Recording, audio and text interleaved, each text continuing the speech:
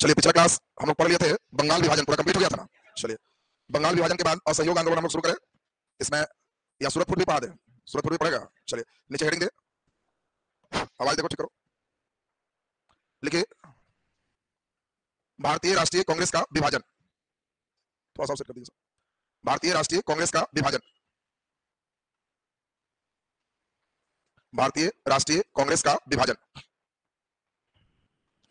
भारतीय राष्ट्रीय कांग्रेस का विभाजन। चलिए ध्यान दीजिए, भारतीय राष्ट्रीय कांग्रेस के विभाजन का सेक्शन आज हम लोग देखें तो सबसे पहले हम लोगों को देखना है बंगाल विभाजन कब हुआ। 1905।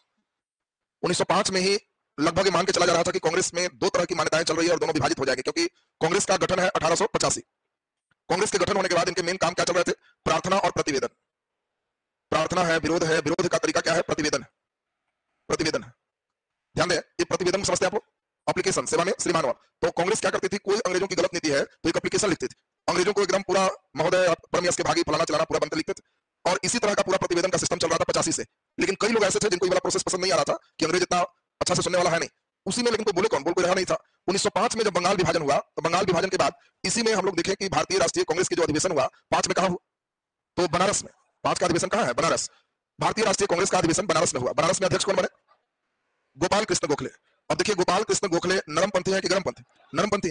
तो नरमपंथियों का ही ज्यादा बलवाला था। जनरली लोग कोशिश करते थे कि भाई अच्छे ढंग से विनय के साथ अंग्रेजों से अपनी बात को रखा जाए। और गोपाल कृष्ण गोखले जब अध्यक्ष बने तो इसी बैठक में पहली बार मतभेद सामने आया, जिसमें बाल गंगाधर तिलक अंग्रेज के लिए प्रतिवेदन जो कांग्रेस लिख रहे थे सेवा में श्रीमान, इसका इन्होंने खुलकर बड़ा विरोध किया। इन्होंने कहा कि ये क्या है, अंग्रेजों का हम लोग इतना बढ़िया चिट्ठी लिखे, पत्र लिखे, कहां से लिखी, सीधा ऑर्डर में लिखे कि नहीं करोगे तो आंदोलन करेंगे। और तिलक ने कहा कि हम लोग स्वदेशी आंदोलन जो प्रारंभ कर रहे हैं उसको पूरे देश में फैलाना है। इन लोग की चाहत थी कि स्वदेशी आंदोलन बंगाल विभाजन से रिलेटेड है तो बंगाल में रहे, लेकिन इनका मानना था कि नहीं, कहा हो पूरे राष्ट्र में फैले, पूरे भारतवर्ष में फैले। लगभग इसमें बहुत खींचतान शुरू हो गया। कोई आदमी कोई काम करे, अगला खड़ा होकर कहे कि आपका ये बड़ा खराब काम है, भिखमंगी जैसा काम, बड़ा सब लोग नोकझोंक की। लेकिन मिला जुला के गोपाल कृष्ण गोखले दिमाग लगाए और 1905 के बनारस अधिवेशन में जो स्वराज, इसमें जो है मुख्य रूप से जो अभी चल रहा था कि बंगाल विभाजन हो गया, तो स्वदेशी का जो मुद्दा चल रहा था कि हम अपने देश का अपनाएंगे, ब्रिटेन की वस्तु का बहिष्कार करेंगे, इसके लिए आंदोलन कौन सा चला? स्वदेशी आंदोलन। इसके प्रस्ताव को मंजूर कर लिया गया कि नहीं ठीक है, ये प्रस्ताव मंजूर है। अभी मंजूर होते मामला 5 में दब गया, तो 5 में हाईलाइट हो जाता। अब मामला फिर थोड़ा सा गंभीर हो रहा है और वह है 1906 में। बैठक होगी तभी हल्ला उल्ला होगा, जनरली बैठक नहीं है तो सब शांत है, अंदर अंदर बहुत सारा चीज है। बैठक हो गया तो हल्ला हंगामा शुरू हो। अब 6 की बैठक एक कलकत्ता में है, अब 6 की बैठक कलकत्ता में है, तो इसमें नरमपंथी लोग जो है वो चाह रहे हैं रास बिहारी घोष को अध्यक्ष बनाना। ये नरमपंथी लोग इनको चाह रहे हैं, और जबकि गरमपंथी लोग जो है इन लोग चाह रहे हैं कि अध्यक्ष बने हमारे तिलक जैसा व्यक्ति या लाला लाजपत राय जैसा व्यक्ति। ये लोग अध्यक्ष बनेंगे तो लाला लाजपत राय हो, तिलक हो, तो एकदम बढ़िया से बात रखा है और नरम वाला बात नहीं होगा। अध्यक्ष महोदय फॉर्म में रहेंगे, वो कहेंगे नहीं ऐसे किया जाए, अंग्रेजों का विरोध की बात चलेगी। अब ये दोनों अध्यक्ष बनाने के लिए अड़े हुए थे कलकत्ता अधिवेशन में 6। लेकिन अब लगने लगा कि विवाद एकदम पक्का है, हो ही जाएगा। अब ये अध्यक्ष बनेंगे तो ये लोग विरोध करेगा, ये अध्यक्ष बनेंगे तो ये लोग विरोध करेगा। तो अंतिम मिला जुला करके दोनों को हुआ कि दोनों को छाड़ दीजिए और कोई आदमी का नाम लीजिए। तो इन लोग वयोवृद्ध नेता दादा भाई नौरोजी को हाईलाइट किए, और दादा भाई नौरोजी को जब अध्यक्ष बनाया तो वो एक लगभग सर्वमान्य नेता थे, सबके सुनते थे। तो इनके नाम पर गरम वाला लोग भी ठीक है, नरम वाला भी कहा कि ठीक है। अब दादा भाई नौरोजी हेड तो बन गए, लेकिन चलंती गरम पंथियों का जब हेड बन गया तो सब वही काम किए जो गरम वाला चाह रहा था, नरम वाला को साइड कर दी। और पहली बार ऐसा हुआ कि अंग्रेज के खिलाफ स्वराज का मुद्दा पास हुआ। तो स्वराज का मतलब हमें अपना राज चाहिए, ये पहली बार अंग्रेजों के पक्ष की बात नहीं है, विरोध की बात। और ये नरमपंथी कभी नहीं चाह रहे, नरमपंथी कभी नहीं चाहते कि स्वराज की बात हो, स्वतंत्रता की बात हो, ये सब नहीं चाह रहे। वो लोग यहाँ तक चाह रहे हैं कि जो स्वदेशी आंदोलन हो वो भी कहा सिर्फ कलकत्ता के क्षेत्र में हो, बंगाल के क्षेत्र में हो। इस आंदोलन में भाग कौन ले? सिर्फ बुद्धिजीवी वर्ग भाग लिया, पढ़ाने के भाग लेने की जरूरत नहीं है। लोग पढ़ा लिखा नहीं है, क्या करेगा नहीं करेगा, सिर्फ एकदम शिक्षित वर्ग ही भाग लिया, विजातीय वर्ग भाग। इसलिए आपको हम बताए थे पिछले क्लास में कि स्वदेशी आंदोलन में किसान भाग नहीं लिए, सिर्फ अमीर वर्ग, जमींदार, पढ़ा लिखा ये वर्ग भाग लिया है। तो खुद वो लोग चाह भी नहीं रहे थे। अब यही देखिए दादा भाई नौरोजी नरमपंथी फेर में पड़ गए, अध्यक्ष तो बना दिए, लेकिन अध्यक्ष बनने के बाद सब अंग्रेज के विरोध वाला जितना गरम वाला का मुद्दा था सब निकाले। इन लोग गरम वाले लोग एकदम खुश है कि बस ऐसे आदमी हम लोग को चाहिए, तब कांग्रेस एकदम घाट पे आ जाए, जो चाहेंगे हो जाए। और नरम वाले लोग कह रहे हैं कि जिस रास्ते को धर लिया है कांग्रेस, ये रास्ता अगर 2-4 साल बना रह जाएगा तो समझिए कि कांग्रेस में अच्छे ढंग से किसी को बात करने अंग्रेजों के साथ नहीं आएगा, अंग्रेज कुछ नहीं सुनेगा। इन लोग का उद्देश्य कुछ लग रहा। और इसी कारण से 1907 का अधिवेशन और गंभीर हो गया। इस समय गरम वाले एकदम चढ़े हुए हैं कि अगर इन लोग का अधिवेशन में घींच के नागपुर ले आएंगे। नागपुर में फायदा क्या है, यहाँ गरम पंथी लोग महाराष्ट्र में बहुत ज्यादा, तो जहां बैठक होगी गरम वाले लोग 200 पहुंचेंगे तो गर्जा गर्जी कस के होगा और गरम वाले की बात पूरा चलेगी। और नागपुर अधिवेशन में हम लोग के अध्यक्ष लाला लाजपत राय या बाल गंगाधर तिलक उस टाइप के व्यक्ति को वहीं बना देंगे तो बस एकदम फिट हो जाएगा। नरम वाले लोग 6 से ही दूध का जला मट्टा फूक के पीने लगे। 6 में ही देखा कि फिर में पड़ गए। तीसरा नाम की हम लोग सहमति दे दिए, वो आदमी गरम दिन मिलकर पूरा निकाल दिया। अब सहमति नहीं देंगे तो मामला गड़बड़ हो जाएगा। और नागपुर तो इसको जाने ही नहीं देना है, नागपुर जाएगा तो गरम वाला आगे हो जाएगा। इसीलिए घींच करके इन लोग 7 के अधिवेशन को था नागपुर में घींच के सूरत में लेकर चले आए कि नागपुर में होने ही नहीं देंगे। अब बताओ कोई आदमी चाह रहा है कि नागपुर हो, घींच के सूरत ले आए, तो जो चाह रहा था नागपुर हो हल्ला के लिए पैसे मुर्दा में इन लोग फिर भी तैयार है कि ठीक है सूरत में करो, लेकिन अध्यक्ष लाला लाजपत राय के बनाओ, कहीं करो ना पैसे। दादा भाई नौरोजी अध्यक्ष हो गए, हम लोग का मुद्दा निकल गया। तो अध्यक्ष दादा भाई इसमें लाला लाजपत राय को बना दो। इस समय तो दादा भाई नौरोजी दिमाग लगा के निकाल दी, नहीं तो बंटवारा विभाजन 6 में हो जाता, लेकिन ये गर्म वाले को भी खुश कर दिया, नरम वाले को भी ठीक कर दिया, मिला जुला के निकल। अब साथ में लाला लाजपत राय की मांग हो रही है, एक तो नागपुर से सूरत आ गए, गर्म वाले लोग का ऐसे ही मूड गर्म हो गया है, और नरम वाले लोग अब एकदम अड़ गए हैं कि अध्यक्ष कौन रहेंगे। रास बिहारी घोष, पिछले बार से हम लोग सोच रहे हैं, तो नरम वाले लोग रास बिहारी घोष की बात कर रहे हैं, और गर्म वाले लोग कह रहे हैं कि इनको तो एकदम नहीं बनाना है, लाला लाजपत राय को बनाना है, और इन लोग अपना गुटबंदी करके रास बिहारी घोष को अध्यक्ष घोषित कर देते हैं। अब लीजिए, अध्यक्ष घोषित हो गए, अध्यक्ष घोषित हो गए तो जो होना था नतीजा भी हो गया। अध्यक्ष जैसे ही बैठे, पीछे से चप्पल कोई चला दिया, फेंक दिया। अब बताओ, अध्यक्ष बने तो गर्म वाले लोग को चप्पल फेंकी दे। अब अध्यक्ष पर चप्पल चल गया तो कांग्रेस मीटिंग का कोई मतलब ही नहीं रहा, और इसी कारण अब जो नरम वाले लोग थे वो साफ कहे कि जिनको लगता है कि हमारा प्रार्थना प्रतिवेदन भिखमंगी, जिन हमारी बातों से नहीं सहमत हैं, जो चाहते हैं बम और गोली की राजनीति करें, वो कांग्रेस से अलग हो जाए। और इसी कारण 7 के अधिवेशन में कांग्रेस 2 भागों में बट गया, एक नरम दल और एक गर्म दल। यह विभाजन की प्रक्रिया पहले हम लोग समझे। अब हम लोगों को समझना है कारण और परिणाम। तो पहला हम लोगों को यह बात समझनी है कि हम लोग जो अभी पढ़ने जा रहे हैं, वो हम लोग पढ़ने जा रहे हैं कांग्रेस का विभाजन, और कांग्रेस के विभाजन की पहला नंबर हम लोग प्रोसेस प्रक्रिया पढ़ेंगे, फिर तब क्या चलेंगे कारण, और तब क्या चलेंगे परिणाम क्या हो। ये 3 बात लिख दिए तो बस कंप्लीट हो जाएगा। तो हम लोग 3 बातों पर चर्चा करेंगे। प्रक्रिया तो आपको समझ में आ गई। प्रक्रिया शुरू कब से हुआ है? 5 से। 5 वाला टल गया क्यों? बनारस अधिवेशन में स्वदेशी आंदोलन का प्रस्ताव पारित हो गया। 6 वाला टल गया क्यों? दादा भाई नौरोजी जैसा व्यक्ति अध्यक्ष बन गया, तो अपने अनुभव पर वो देख रहे थे कि गर्म वाला एकदम गर्म हो जाएगा, उसका बात भी कुछ निकाल देते हैं। अनुभवी व्यक्ति पिता समझदार रहते हैं, तो देख लेते हैं कि बेटा विद्रोह करेगा इतना, तो हल्का विद्रोह के बात मनवा देते। दादा भाई नामो दादा है, कामो दादा वाला मिला जुला के 6 को बचा दिया, तो 6 में ही हो जाता। और 7 वाला तो समझो चांस ही नहीं बच रहा, क्योंकि वो लोग 4 नागपुर जाके खींच के सूरत ले आया, वो लोग 4 आके खींच के ले आया, तब लाला लाजपत राय को अनाउंस करो, फिर वो रास बिहारी घोष को घोषित कर दिया, तो अब कहा कि बर्दाश्त नहीं होगा, फेंक दिया जूता चप्पल, और यहीं से कांग्रेस का विभाजन हो गया। तो हम लोग पहले अभी वर्क करेंगे किस पर? प्रक्रिया, फिर किस पर? कारण, तब परिणाम। तो नीचे लिख दीजिए डैश करके, 3 सेक्शन हम लोग पढ़ेंगे, प्रक्रिया, कारण, परिणाम।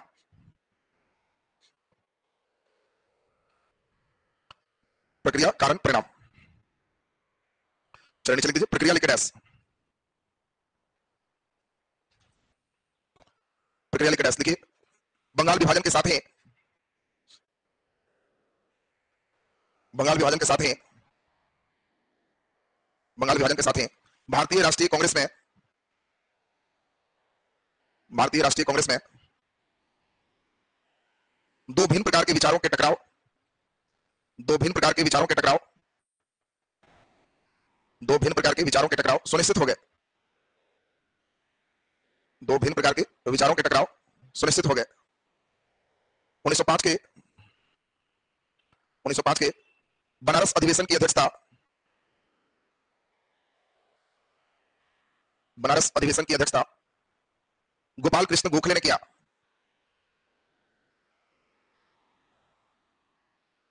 गोपाल कृष्ण गोखले ने किया, गोपाल कृष्ण गोखले ने किया। इस अधिवेशन में ही,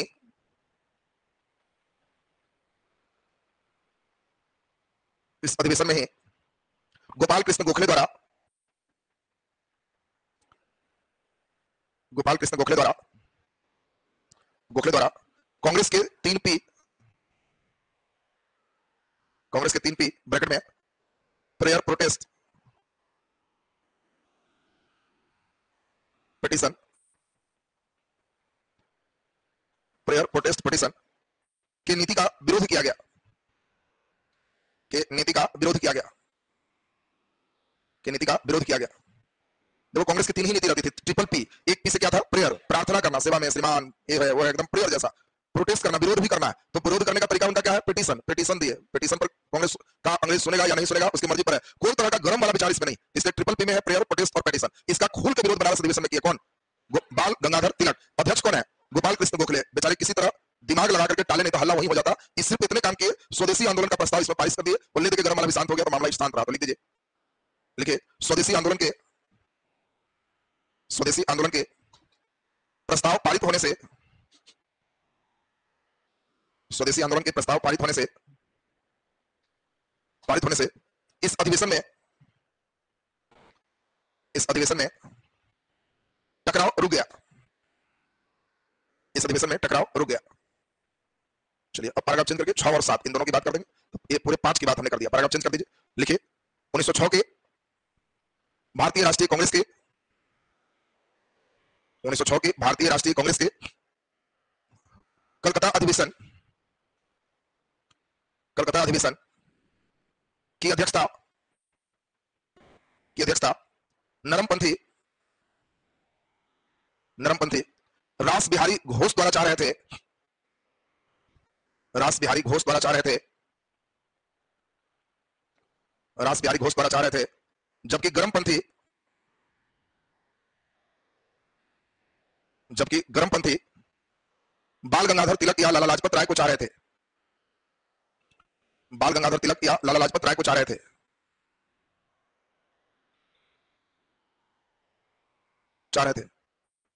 दोनों के टकराव को रोकने के लिए दादा भाई नौरोजी को अध्यक्ष बनाया गया। दादा भाई नौरोजी को अध्यक्ष बनाया गया। दादा भाई नौरोजी को अध्यक्ष बनाया गया। इन्होंने गर्मपंथियों के मांग पर ही अधिक बल दिया। गर्मपंथियों की मांग पर ही अधिक बल दिया। गर्मपंथियों की मांग पर ही अधिक बल दिया। इस बैठक में स्वराज इन्वर्टेड कॉमा कर लीजिएगा, स्वराज इन्वर्टेड कॉमा में और अंडरलाइन कर देना, स्वराज के लक्ष्य का प्रस्ताव पारित किया गया। स्वराज के लक्ष्य का प्रस्ताव पारित किया गया। लक्ष्य का प्रस्ताव पारित किया गया। इसमें नरमपंथियों की मांगों की उपेक्षा की गई। नरमपंथियों की मांगों की उपेक्षा की गई। चलिए पैराग्राफ चेंज करके अब कंक्रीट सिस्टम पे आ जाइए। पैराग्राफ चेंज करके लिख दीजिए 1907 में गर्मपंथियों के द्वारा कांग्रेस का बैठक नागपुर में प्रस्तावित किया गया। कांग्रेस का बैठक नागपुर में प्रस्तावित किया गया। नागपुर में प्रस्तावित किया गया, परंतु वहां गर्मपंथियों के अधिक प्रभाव को देखते हुए गर्मपंथियों के अधिक प्रभाव को देखते हुए नरमपंथियों के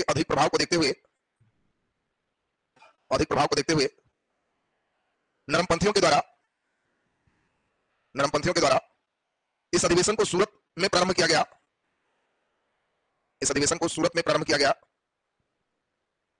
सूरत में प्रारंभ किया गया और नरमपंथियों के द्वारा रास बिहारी घोष को अध्यक्ष घोषित किया गया। रास बिहारी घोष को अध्यक्ष घोषित किया गया।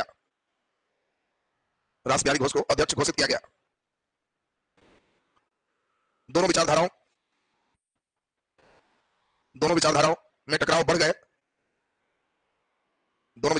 बढ़ गए। जिससे सूरत अधिवेशन में भारतीय राष्ट्रीय कांग्रेस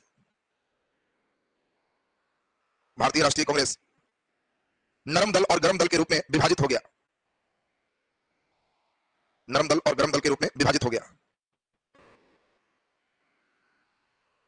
चलिए नीचे हेडिंग दे दो, विभाजन के कारण।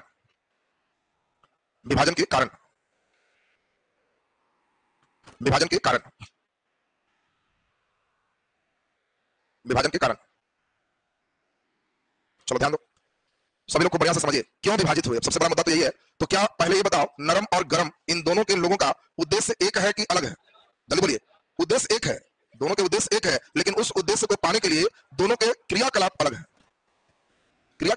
दोनों के उद्देश्य एक है लेकिन क्रियाकलाप में अंतर है। अंतर क्या है, अब कुछ पॉइंट्स में समझिए। नरमपंथी के द्वारा मुख्य रूप से प्रतिवेदन वाला कार्यक्रम है, प्रतिवेदन का कार्यक्रम। इन लोग को कोई कार्यक्रम करना है तो ये चंदा पर डिपेंड करते थे। कोई सभा हो रहा है तो सब घर पीछे गए कि 1 रुपया लाइए, 2 रुपया लाइए, रसीद काटेंगे, चंदा करेंगे, फलाना करेंगे। गर्मपंथी लोगों का कहना था कि अंग्रेज के कारण हम सभा कर रहे हैं तो भारतीयों से हम चंदा क्यों करेंगे, तो भिखमंगी हम अंग्रेज का ही खजाना लूटेंगे और उसी के पैसा से सभा मीटिंग करेंगे, भर पेट से भारतीयों को नाश्ता कराएंगे, खाना खिलाएंगे और सभा मीटिंग होगी। हम भिखमंगी क्यों करेंगे? अब देखो दोनों का विचार में बिल्कुल अंतर है। हम प्रतिवेदन क्यों देंगे, हम पिटीशन क्यों देंगे? हम पिटीशन नहीं देंगे, हम ऐसा जोरदार विरोध ही करेंगे कि बिना पिटीशन दिए डर जाए काम हो जाए। और दोनों का, इनका देखिए चंदा है, इनका कहना है कि चंदा मांगना क्या है, भिखमंगी है और इसीलिए हम भीख नहीं मांगेंगे। ये अंग्रेजी खजानों को लूटने का सिस्टम चाह रहा है। नरमपंथी भी चाह रहा है कि आजादी मिले, आजादी भी चाह रहा है, स्वराज भी चाह रहा है, लेकिन प्रक्रिया अंतर है। नरमपंथी चाह रहा है धीरे धीरे, क्रमिक रूप से, आराम से। गर्मपंथी चाह रहा है कि कोई क्रमिक नहीं, तीव्र, जितना जल्दी हो जाए उसको कर लिया जाए। दोनों के प्रोसेस में अंतर है। वो चाह रहा है धीरे धीरे ये चीज हो, ये चाह रहे हैं नहीं, धीरे धीरे का चक्कर नहीं है, तेजी से तुरंत हो जाए। अगला नंबर देखिए दोनों के विचारों में क्या अंतर है। तो नेक्स्ट है कि नरमपंथी चाह रहे हैं कि जो स्वदेशी आंदोलन है इसका विस्तार कहां हो, बंगाल में हो, लेकिन गर्मपंथी क्या चाह रहा है, पूरे देश में इसका विस्तार हो। नरमपंथी चाह रहे हैं कि केवल स्वदेशी आंदोलन है तो ब्रिटेन द्वारा निर्मित वस्तुओं का ही केवल बहिष्कार हो। गर्मपंथी कह रहा है कि खाली वस्तु छोड़ दीजिए, अंग्रेज का भी बहिष्कार हो। अंग्रेज से भी हम लोग बोलचाल बंद करेंगे, उसका भी सब काम धंधा बंद करेंगे, सरकारी नौकरी छोड़ेंगे, अंग्रेजों का भी बहिष्कार होना चाहिए। अंग्रेज को मना रहे हैं, वस्तु भगा रहे हैं, क्या बात?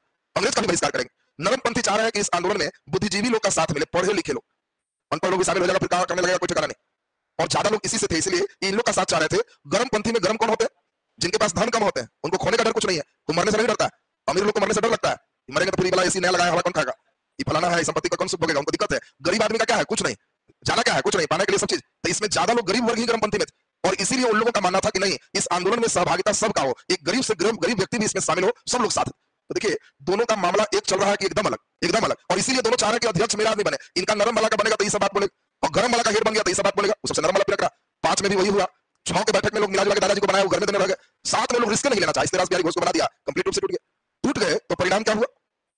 अब कोई भी चीज टूट गए तो परिणाम हुआ कि स्वदेशी आंदोलन बिखर गया, 1 साल बाद ही खत्म हो।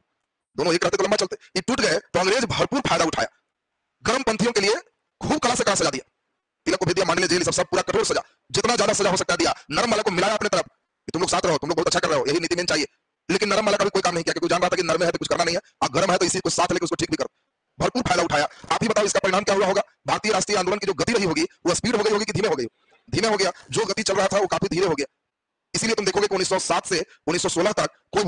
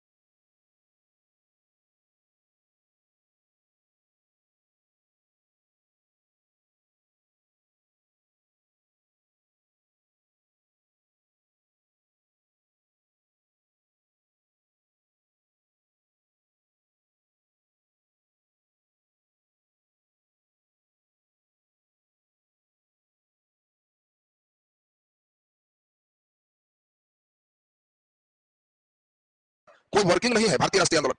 7 से 16 जो देख रहे हो, फिर 15 के बाद गांधी जी आएंगे, तब फिर 17 से चंपारण सत्याग्रह शुरू होगा। 7 से 16 कंप्लीट गैप है। भारतीय राष्ट्रीय आंदोलन में ये रिक्तता की समझो लगभग स्थिति आ चुकी है। और इसीलिए दोनों लोग समझ गए कुछ ही साल, इतने साल में दोनों लोग समझ गए कि ना अगर एक रहते तो अच्छा था। और इसीलिए बिना कुछ किए 16 के अधिवेशन में नरम और गरम दोनों क्या हो गए? एक हो कि नाम लोग एक हो जाना, यहां से फिर एक हो गए, एक हो गए तो चंपारण असहयोग फिर शुरू हो। जब तक विभाजित रह गए काम खत्म रहा। यही चीज को हम लोगों को मेन करना है। तो लिख दीजिए नीचे कारण, नीचे पहले लिख दे, लिखिए नरमपंथी और गर्मपंथी, नरमपंथी और गर्मपंथी दो भिन्न विचारधाराओं के परिणाम, दो भिन्न विचारधाराओं के टकराव के परिणाम, दो भिन्न विचारधाराओं के टकराव के परिणाम, दो भिन्न विचारधाराओं के टकराव के परिणाम विभाजन के रूप में परिणित हुआ, परिणाम विभाजन के रूप में परिणित हुआ, विभाजन के रूप में परिणित हुआ। एक और जहां नरमपंथी, एक और जहां नरमपंथी, नरमपंथी प्रतिवेदन, चंदा,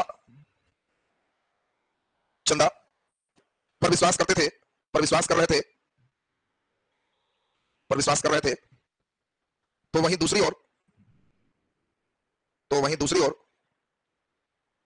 वहीं दूसरी ओर गर्मपंथी इसे भिखमंगी कह रहे थे, इसे भिखमंगी कह रहे थे, भिखमंगी कह रहे थे धन एकत्र के लिए, धन एकत्र के लिए, धन एकत्र के लिए वे सरकारी खजाने लूटने का कार्य, वे सरकारी खजाने लूटने के कार्य अपने कार्यक्रम में शामिल करना चाहते थे, लूटने का कार्य अपने कार्यक्रम में शामिल करना चाहते थे, शामिल करना चाहते थे। पैराग्राफ चेंज करके लिखिए, पैराग्राफ चेंज करके नरमपंथी बंगाल विभाजन के बाद, नरमपंथी बंगाल विभाजन के बाद प्रारंभ हुए स्वदेशी आंदोलन, प्रारंभ हुए स्वदेशी आंदोलन, स्वदेशी आंदोलन को केवल बंगाल तक सीमित रखना चाहते थे, को केवल बंगाल तक सीमित रखना चाहते थे, जबकि गर्मपंथी, जबकि गर्मपंथी इसे पूरे राष्ट्र में व्यापक रूप से फैलाना चाहते थे।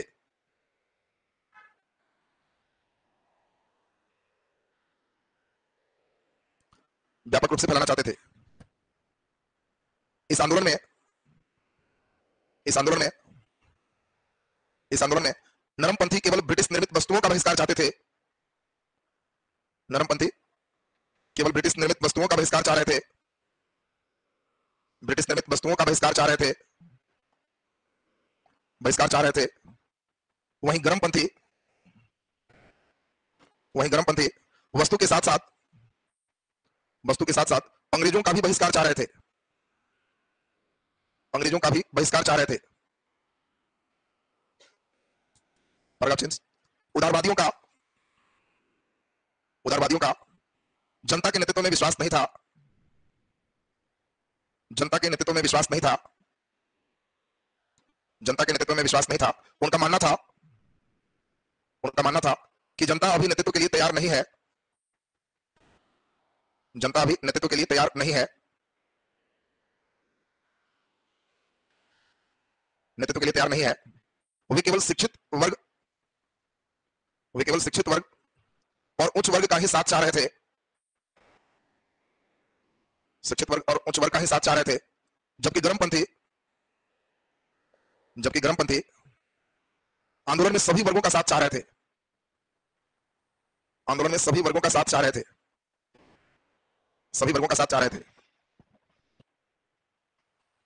उसी पैराग्राफ में कर दीजिए, नरमपंथी, नरमपंथी का क्रमिक परिवर्तन में विश्वास था, नरमपंथी का क्रमिक परिवर्तन में विश्वास था, क्रमिक परिवर्तन में विश्वास था। जबकि गर्मपंथी, जबकि गर्मपंथी किसी भी हाल में तीव्र परिवर्तन चाह रहे थे, किसी भी हाल में तीव्र परिवर्तन चाह रहे थे, किसी भी हाल में तीव्र परिवर्तन चाह रहे थे, तीव्र परिवर्तन चाह रहे थे। चलिए तो ये बताइए, कारण भी सब लोग का लिखा जाएगा, नीचे लिख दीजिए कांग्रेस के विभाजन के फलस्वरूप परिणाम, कांग्रेस के विभाजन का परिणाम, कांग्रेस के विभाजन का परिणाम, कांग्रेस के विभाजन का परिणाम।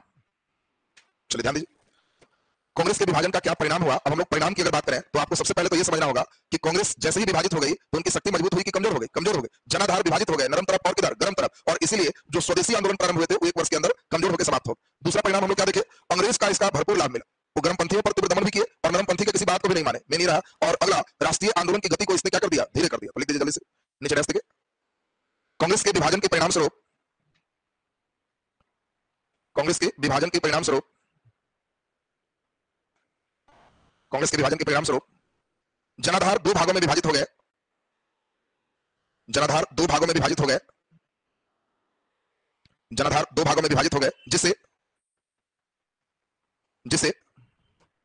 स्वदेशी आंदोलन विभाजन के 1 वर्ष के अंदर समाप्त हो गया। स्वदेशी आंदोलन विभाजन के 1 वर्ष के अंदर समाप्त हो गया। नीचे डैश लिख दीजिए। इस विभाजन का लाभ अंग्रेजों को मुख्य रूप से प्राप्त हुआ।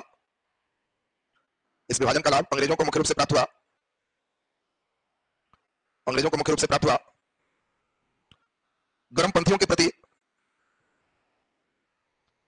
प्रति जहां एक और तीव्र दमन की नीति को अपनाया,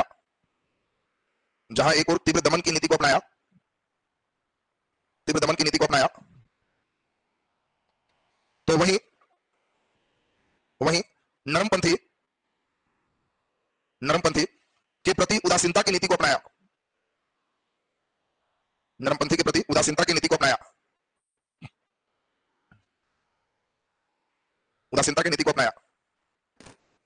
नीचे डैश लिख दीजिए। कांग्रेस के विभाजन ने भारतीय राष्ट्रीय आंदोलन की गति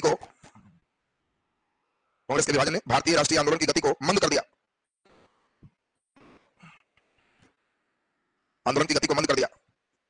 आंदोलन में शामिल लोगों ने जब एक दूसरे की महत्ता को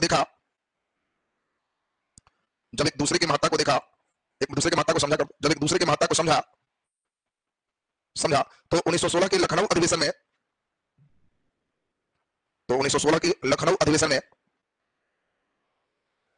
पुनः दोनों की संधि हो गई।